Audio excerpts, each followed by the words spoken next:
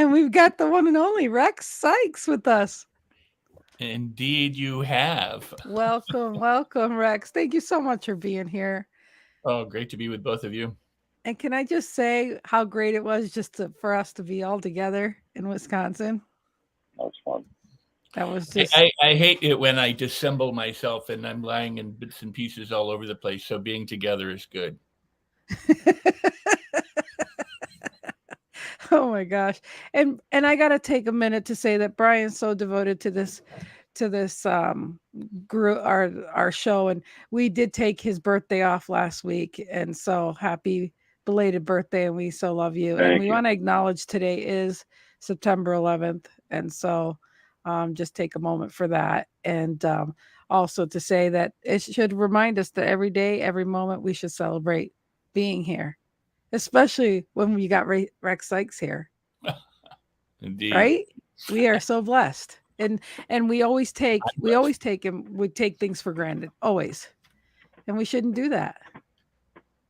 So Mr. Co-host, I'd like you to, because you're always great at just opening these things up. So I'm going to give the floor to you. Well, this having Rex on our show, I mean, we could talk about anything. Initially, I was like, okay, let's continue the discussion about customer experience, because I know we got into that, and it's an ongoing thing the way our world is. But being down here in South Carolina, you can go out and eat meals every day, and that's really not my jam. So we requested the help, from some pickup services and stuff like that, and somebody dropped the ball, and it was amazing because nobody wanted to take ownership of it, and I'm like, wow, how cool would it be to talk about that competency and integrity, because it's everywhere. And if you're not seeing it, you're probably not looking too hard, because it's everywhere, or lack thereof is everywhere. Well, I get that. And I get that my camera's acting all funky. So there we go. So, Rex, you want to chime in on that? And I thought that was perfect. What? All right. I mean, it was just amazing because nobody wanted to take ownership of. I mean, literally, when the guy brought the groceries, he's like, "Yeah." He goes, "I know that these are Mary Kay's here. Thanks for being here, Mary." The guy's like, "Yeah, I know I'm not giving you the right order, but here you go. So you got some free groceries." And the guy made it appear on the back end that it was so easy just to go in the app and say you didn't get the right stuff and whatnot. And here it turned into a 3-hour thing, that we didn't anticipate. You buy something, you pay for it, and you'd hope that, what is delivered is what you ask for, and it was far from that. And the automated systems are complete garbage these days. There's a lot of business experts that talk about, to expediting processes, but also though, like cutting expenses and having an automated system, complete garbage. A lot of these companies pride themselves on that, but it's complete freaking garbage. It's all marketing. There's nothing about what they do on the back end that helps the customer, and that's so unfortunate, especially if you need something. I think I can agree with that. I went and did a pickup order at Walmart, and I've noticed that when I do pick up orders at Walmart, if they're substitutions and I decide I don't want them, and I've looked at my receipt, guess what? I've been charged, but they haven't credited me back for those items. Oh, yeah. Yep. So you got to be careful about that. And so this time I decided I didn't want these, and it was like, it was a big difference in price and stuff, and I'm going to make sure that I didn't get charged for the substitutions. So yeah, sometimes, and there are, there's certain things you shouldn't do because they never work out, like having them pick out your produce and things like that. You get, And it's like, obviously you're at the mercy of who's going to do it, but it's like when you're on vacation or when you're away, I mean, time is of the essence, and you want to be able to do other things. You don't want to have to be managing if you got the right stuff, or if somebody's just incompetent where they don't really care, and that really stuck with me for this conversation. And it was an idea that brought to the surface just because it upset me quite a bit, because I'm like, nobody want to take ownership. Nobody want to answer the phone. And I'm like, this is complete ridiculous, that, and in the future, it's like, I'm not going to give my money to you. Well, you wasted 3 hours of my time, I think it's easy enough said, and some people obviously will agree and others will disagree, but a lot of it's by design. I mean, the phone tree right. get people to hang up instead of actually serving them to get to the right department. And even today, the very first thing is, well, our menu may have changed, so be sure to listen to everything, and none of it's relevant to anything. So Right. But customer service. I mean, when you look at what corporations have done, the CEOs have massive, massive salaries. The rest of the public, the people who make the CEOs very wealthy, get nothing. They do all these big stock buybacks. So I don't really think they give a crap about the consumer or the customer or delivering value or anything. And now that everything is kind of subscription based and or downloadable or streaming, you're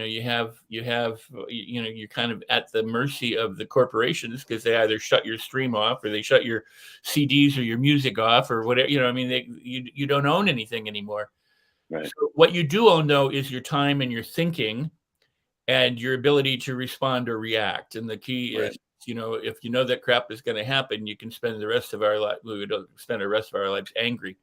So it's what can we do in spite of it when it's going on to understand that it is what it is, and to make the best of it, and hopefully not, and I would like to say not have it happen again, but it's likely to happen again and again in various circumstances and scenarios, until there's a transformation in the minds of the people who are kind of running things, to say, you know what, we really need to treat people better. But they don't. They try and take away everything they can from the little people and pass it all up to the upstairs people, because I don't think they care whether little people are here or not. There's a point at which, the money works for themselves. They don't really need customers anymore.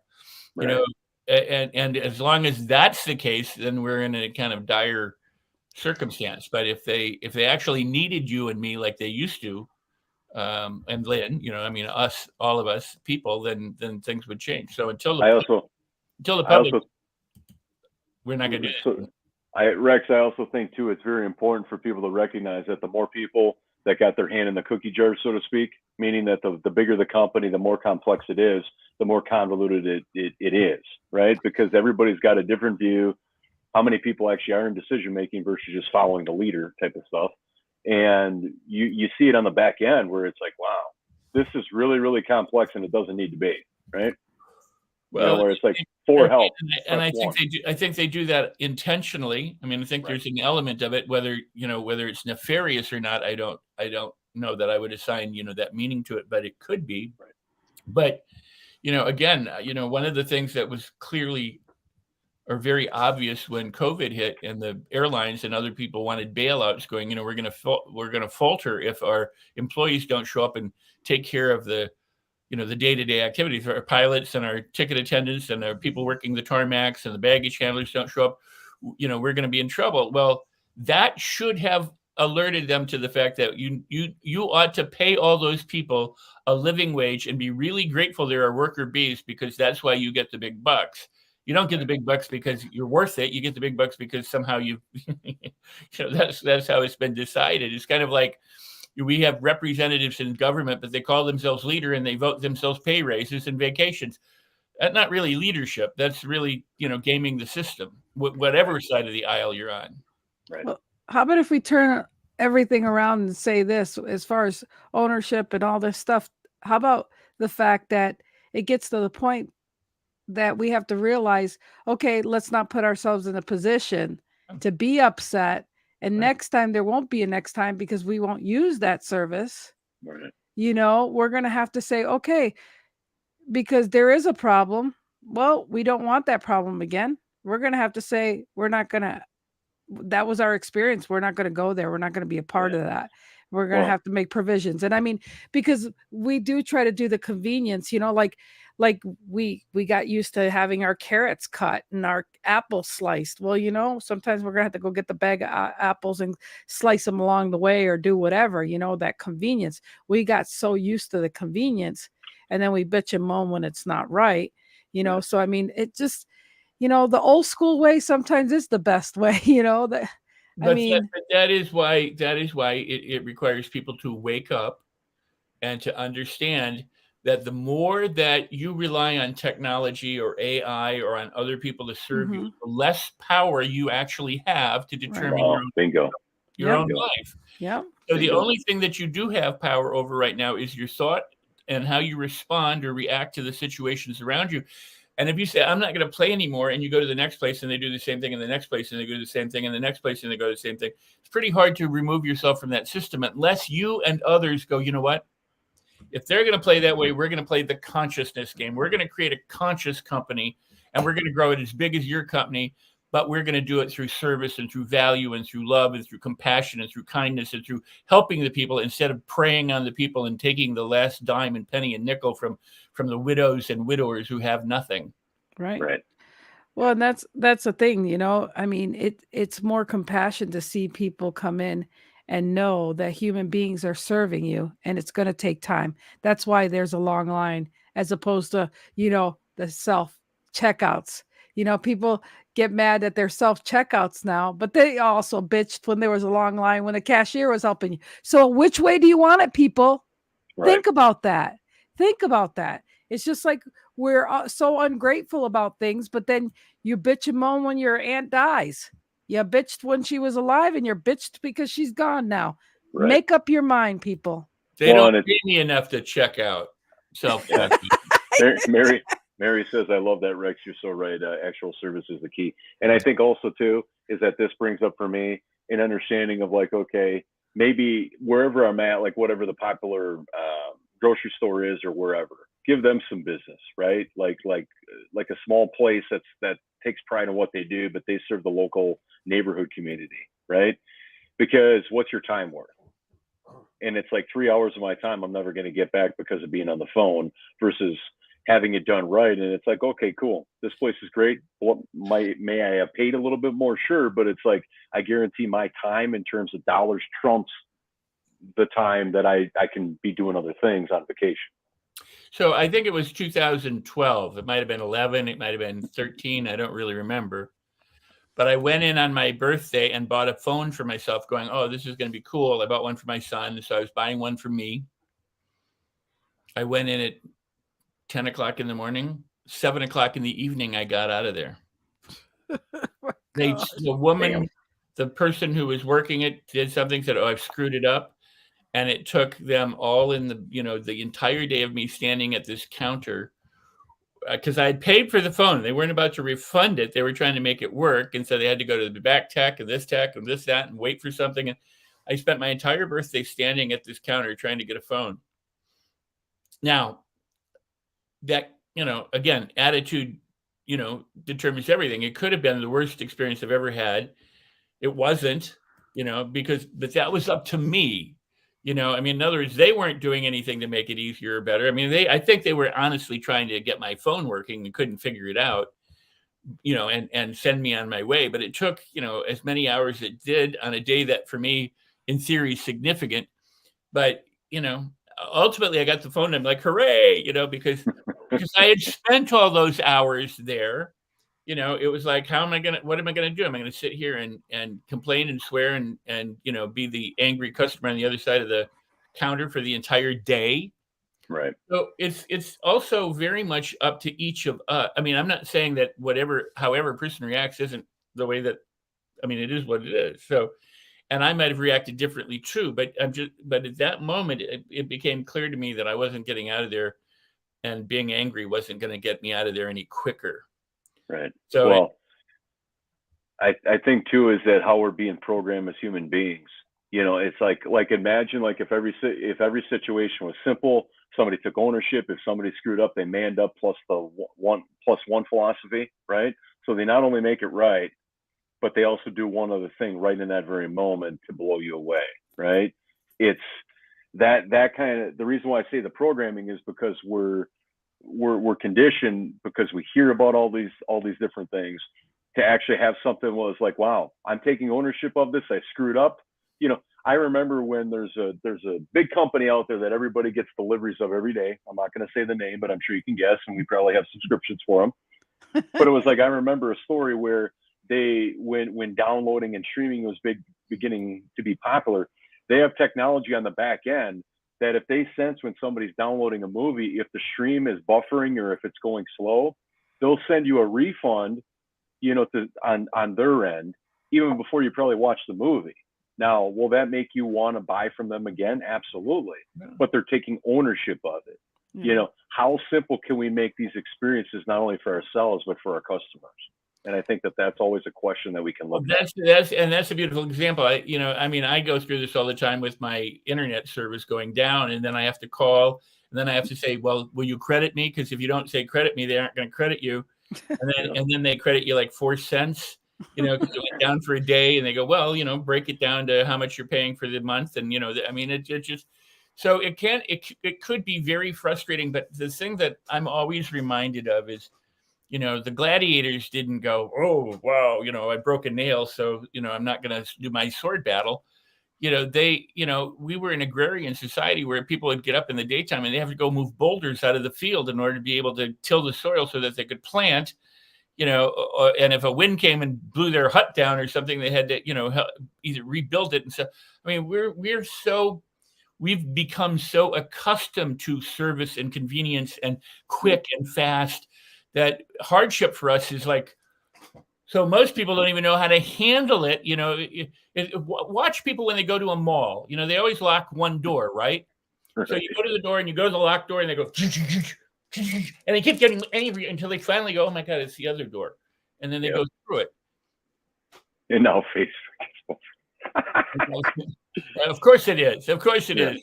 It's funny because you mentioned Facebook or Elon Musk and things go haywire. Oh yeah. I didn't say Mark, but I said Musk because it's even my daughters, they all have been waitresses at one point. And I remember when I was pregnant with my daughter, I was a hostess at IHOP for a quick New York minute, just a quick New York minute. And they were like, Lynn, do you want to take an order? I'm like, yeah, sure. And I was like, and these girls at IHOP back in the days, and this was back in 1980 something. And I'm telling you, the cook would cook things, but there was the waitresses that actually had to put everything on the plates and make it look pretty and stuff. I'm like, no, that's when I had the appreciation of what it took for a real waitress to put everything and get everything together. And if anybody had to take an order, or even when I work at the hotel and you're taking a reservation and they're saying their names and they're doing all this real fast. But then I realized some people are so fast, and being dyslexic and trying to get people's names right and stuff is something. But I always found it was so funny because they'd go real fast and I go, you want that confirmation number? And I go 4, 5, 6, 7, 8, 9, 10. And they're like, what? And I was like, I was just speaking back at the same tone they are. And it's like, it's a little hard sometimes, isn't it? So what I'm saying is mirroring somebody else and trying to do it the way they do. If for one moment, take and put yourself in their shoes and see it from a different perspective, you finally get appreciation that things aren't as easy on the other side. And you don't even know what they're going through day in, day out to do what they have to do for the public. So sometimes, just a little kindness would go a long way. Well, also, though, I think to go along with that is that anything involving hospitality, we also have to look at the frontline workers are only as good as how they were trained or not trained. And I think a lot of people just want to blast people, and don't get me wrong, it might be there because you're in a bad state of mind, or you got to get going, or somebody just whatever. It just multiplies throughout your day. But we also need to be reminded of, like, if they're not being trained properly, which is more common than not, because it's quick, easy. We need to get people out there because of the labor shortage. You really can't blame them, because if they haven't been trained, that's not on them. Unfortunately, though, they are the frontline workers, so therefore they're the face of the company, and they just happen to be your server that day if it's a restaurant situation. Yeah. So there's a couple of important things. One is this: we all fall back to the level of our training or our conditioning in our everyday life. We go, I'm meditating and this and the other thing, and then somebody gives you the finger on the car and you go, gosh damn you motherfucker. We revert to what our conditioning is until we change our conditioning. So the same thing is true of every person who's trained in business or to work, they're gonna fall to the lowest standard if the standard of training wasn't very high. That's what they're gonna rely on. So we need to understand that we train ourselves to get better than the default setting, and that's what personal development or what self-help in theory is about, so that we don't keep perpetuating the problems. But industry doesn't seem to understand that yet, that if they want better, because whenever anything happens, the first thing that get cut is training, usually, and education and development, and anything that has to do with customer service or people skills or anything. But there's another point, and that is I train people how I want to be treated. Yeah. Too. I mean, that's also important. You as the person, the consumer, the customer, the client, can demonstrate what it's like to be the kind of person that you want them to be. I, for example, always thought, food server can really mess up my food if I'm nasty to them. Yeah. And not only a food server, but the order taker at a drive-through can mess with your stuff before you get it. I mean, you never know, especially when things are handed to you and stuff and everything. I want everyone to feel really good about the fact that I'm there. And there have been times I've been in a restaurant or something. I had my head up my, the rectal canal, and I didn't treat somebody the way I had hoped I would, or, I got picky about something or whatever, and it ain't worth it. And I've never been a food server. And by the way, I've never gotten down on my knees and put shoes on someone either. And yet, when I go into a shoe store right now, I go, where the heck are the people that help me with the shoes? I don't want self-service shoes. I don't want to go through all the boxes and everything. I'll try and find them for myself. I preferred it when somebody came in and they measured my foot. They treated me nice. Al Bundy. Yeah, Al Bundy. But for all of the people who serve us, whether it's a baggage handler, it's the cab driver or the Uber driver or the baggage handler, or somebody pushing your wheelchair, whatever it is, the better that you can treat them, because they're serving you. And think about what they get all day long.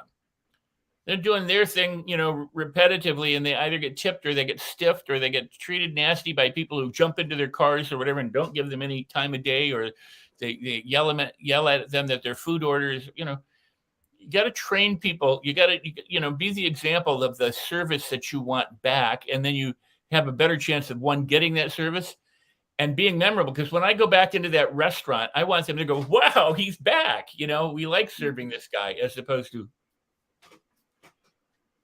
Well, it's interesting. It's interesting you said that, Rex, and thank you for sharing it, because I remember being in Charleston like 6 weeks ago for my mastermind, and we got into this fascinating conversation with one of our drivers, and the things that he was doing was above and beyond. Like, he had actual like printed out sheets of places to go, in the area. And I'm like, you know what? Like, you could really own this market. And he looked at me, because he only served the airport, the Charleston airport, and some other places. There was definite places that he did not go because it's unsafe, or he didn't like the people, or whatever. But it was like I said, you really want to blow up what you're doing, consider these following things. And I shared with him just the little things. He had waters in the side for everybody, right? He had a garbage can, he had a fresh paper. And I'm like, you're doing amazing things. Keep it up. And plus he had personalized business cards. And I'm like, wow, this is amazing. Because yesterday and the day before, our Uber drivers, they were very they didn't even get out of the vehicle. They pretty much confirm a name and that's it. And there's just really no interaction. It's like they're going through the motions. And I'm like, well, then, okay, I get it. You're doing that for whatever you're doing it for, extra money or what have you. But it's like the ones that really stand out are just by the simple things. It does not have to involve any money. They'll get the extra money. Oh, yeah. Correct. Oh, but yeah. then they'll also be the type of person that's called for over and over again. Like, we've already said it, the one guy where he even stopped at a liquor store. Like, he because we didn't know, like, how would he charge us for this? And he goes, don't worry about it. I do it all the time. I'd rather make your stay really easy than to be a pain in the butt where you call me up and I'm sitting there at the liquor store. And then he goes, I would just rather do it and make sure you have a great stay and take all the guesswork out of it. And I'm like, thank you. And he got a $20 tip. Yeah. Well, some people are smart and they understand. But that is also why Napoleon Hill said the person who goes the extra mile or shows up early and stays late, who does things beyond what is expected of them will always be the person who rises to the top. And, Right. Now today, not everybody is acknowledged or rewarded, but that's also something that, some people, in fact, most people, but some people will do more for recognition than they would for money. Right. So if you can acknowledge them and praise them and compliment them and tell them how wonderful they are, that's why they do recognition awards and things in businesses and everything else. Well, so-and-so did such and such, and this person did that, and this person is a salesperson of the year or whatever. There's a reason for that, because people will oftentimes do more just for that kind of acknowledgement, especially in today's day and age where people don't get acknowledged much. Right. Well, in Uber, because I'm an Uber driver and stuff, and I've gotten a lot of acknowledgement, but the Uber does have apps where they can compliment you for being great conversationist, having the best, condiments and different things. It's, I've got everything except having a cool car. I don't have a cool car, so I didn't get that. But there's a lot of badges and stuff that are cool to, best music and best this and best. Yeah, it's a lot of fun. So can I share one more story? Sure. It was years ago. It was in the 70s, maybe 1980 something. Sitting at a pizza place next to one of my favorite restaurants with a friend of mine. And in watch these three guys were sitting at the counter, and these three guys sit down right next to us, and one's from Ireland, two of them are from England. And they're like, "Wait, what should we do in Los Angeles?" And I go, "I don't know. We live here. We don't know what to do in LA. Why would But what we did was we got a piece of paper and we said, well, you could go to the La Brea Tar Pits, you could go to Universal, you could try Disneyland. Oh, go down here, see this site. Go to go to this street for the shopping. And we created this list and we gave it to him, and we kind of hung out and had our pizza or whatever. Parted ways, never saw him again. About a year later, I'm at the beach. I'm driving. It's nighttime, and I stop in at it was no longer there, but it was a discotheque at the time, so it must have been close to the 80s. And I stopped in, and as I walk in, this guy goes, "Are you Rex Sykes?" And I was like, "Yeah, why?" He goes, "Well, I've known you for, we went to high school together. I was behind you in high school." I'm like, "Oh my gosh, really? Oh my God." He'd become a bodybuilder. I wouldn't have recognized him at all, but he went from being this scrawny little guy to this big bodybuilder. Well, let me introduce you to my fiance, and she was a bodybuilder. And I was like, wow, holy cow. Okay, cool. And I go into the discotheque. I'm there for a while. I'm by myself, and I see this just stunning woman, and the lights are flashing on. I just look, I gotta get a closer look at this woman. I walk up, and there's some guy with his back to me talking, and I'm standing, maybe 10 feet away looking at her. And the guy, she kind of looks like this, and the guy turns around and goes, "Oh my God." And I'm like, "What?" He goes, "I just got into the country today." And I'm like, he goes, "A year ago, you were in a restaurant. You gave me a list of what we should do. And I came back today, and here you are again." I'm like, "Well, I didn't plan this. I didn't know you were coming to town." But you never, you know what I'm saying? And the reason why I say that is because you never know. And he remembered this act of kindness and, was joking at me that, "Oh my God, here you are." And, but who would have thought that a year later I run into the same guy? Now, had I drove down this beach, I stopped in at the last moment. I hadn't intended, I wasn't planning. I went into a guy that I knew from high school, but and then see this guy. Very kind of magical, mystical, weird kind of, night. But you will run into the person who you love or the person who you hate. So, beware of that. Mm-hmm. Yeah. Love that.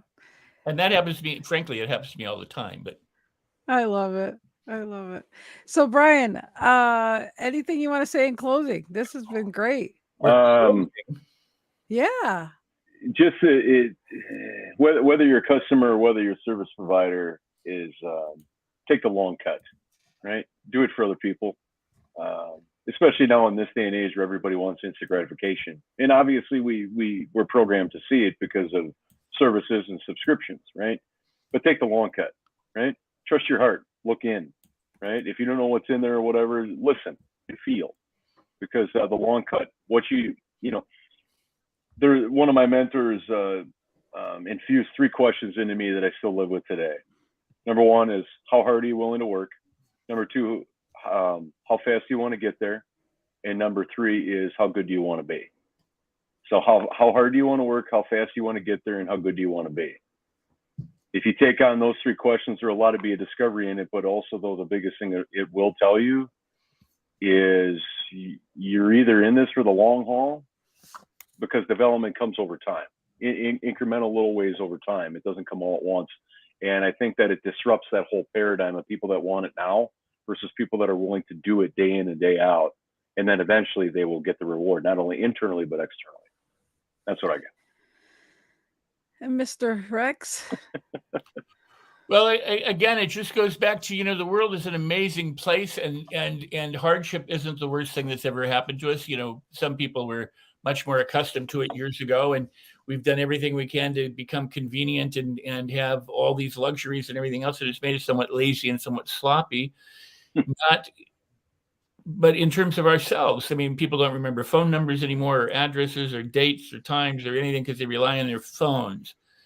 I suggest that instead of relying on people to serve us the way we hope to be served, serve them the way they might want to be served and the way we might want to be served. And remember that in every moment you have a choice of dog crap or diamonds, and choose the diamonds, and don't let the dog crap, ruin your day. But if it does, you can claim it back anyway. I mean, in other words, things happen and people get, the wind knocked out of their sails. So you have enough, as long as you're alive, you got another chance to do something to make yourself feel better, and in general, the more that you can contribute to the world and the people around you, and the more that you can make people feel better, because even if people are treating us crappy, if we could put a smile on someone else's face, that makes a difference by the end of our day. I want to share one more thing. Can I share one more thing? Yeah, Lynn? absolutely. Hey, wait a second. You're taking time being in Myrtle Beach to be here with us, and we're honored for that, Brian, and thank you for that. So by all means, sir, you have the floor. Well, I got two amazing people. Rex, you trigger something, because like for me, the use of language and like contributing to others is that when you're contributing to others, you don't know where it's going to go. You don't know where it's going to take you, but your heart is gravitating you to where it needs to be. Now, people might not understand it, but over the course of time, you keep doing it for nothing other than to do it. That touches my heart, because it's like some of us are visionaries. Some of us can see what something can be, and we're going to do everything we can for it. And if people want to be along in that journey, great. If they're skeptical, that happens too. But it's not like we're forcing or trying to convince anybody of anything. They're just harmonizing with whatever it is. But just because somebody doesn't understand or we're not connected to them doesn't mean our journey stops, in terms of how we contribute to people, because we're not expecting any measurement of any kind. So I just had to add to it, because contributing to other people is something that I hold very near and dear to my heart. Listen, people, please rewind and listen to that again. Brian is an epitome of this, because he is in Myrtle Beach. He has places to go, things to do, people to see, and he's here with us when he could have said, Lynn, I can't do the show today. So, Brian, I love you. This is who you are to the core. Your integrity of to show up and to be here, it just drops the mic and it leaves it right there on the floor. I love you so much. I respect you so much. And so next time, for you not to have anything to bitch about, don't use that service. You'll be much more happier. And I've got to say this, because I know we're way over time, but seriously, it goes to show you that new technology is great and it's fast. I use it. I'm all for it. I am a Gen X, but I will tell you this. Sometimes don't knock out. And I've had a great conversation with a youngster that's a freshman in college. And he enlightened me, because he just thinks the new ways are the best ways. And he forgets that. And it's kind of sad to me too. And he's a friend on Facebook. I don't know if he'll watch this, but it's also sad to say that you forget old school ways are some of the damn good ways. And it's sad that these new kids, if they don't forget where it came from, I pray for this new generation that don't realize old school way and paper way sometimes better when the power goes out, and when you got rely on things, when that shit don't work and you don't have hard copies. I love to see where you're going to be. Like you said, if you don't know your mama's phone number, well, Mama, I couldn't call you because I didn't know your number. We're going to see where you're at then. That's my final note for that factor. Like, how, I don't know. You know how to ride a bike to get where you need to instead of your scooter if it got stolen? I don't know. Food for thought.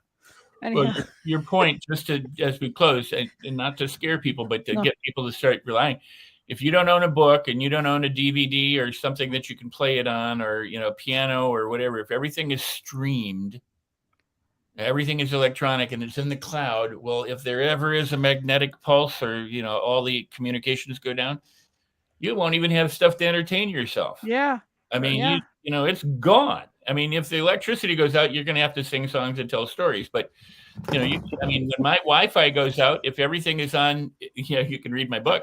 But this is on Kindle, but I got my hard copy right here. Me too.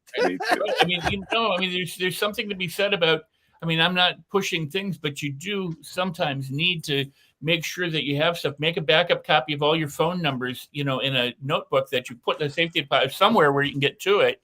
So that if your phone is stolen or down or whatever, you can still reach your family, It's just some true stuff that we have to take for granted, man. Because you know what? It ain't just humans that die. Cell phones do die. And so do your numbers and your contacts. And, you get virus, phones, hacks, and all that stuff. You don't got phone numbers. You're screwed. So I can't tell you how many times I go to my phone and go, I'm going to call somebody and their number's no longer in my phone. I go, where did it go? It's been there for years. And then suddenly, because Google's trying to back it up and eat it somewhere else. But anyways, maybe that's for a next show. Anyhow, it is going to be Halloween next month and we got some scary, real stuff we can share. Anyways. We have a bunch, Lynn. All right, you guys. Love you. Thanks for being here, Rex. We really appreciate you. Have a good one, guys. And the last piece. What'd you say? I don't want to miss it. What? Well, I just said and keep your attitude up. Look up. In other words, let's not get morose about what's going on. That's right. Love you guys. Bye-bye.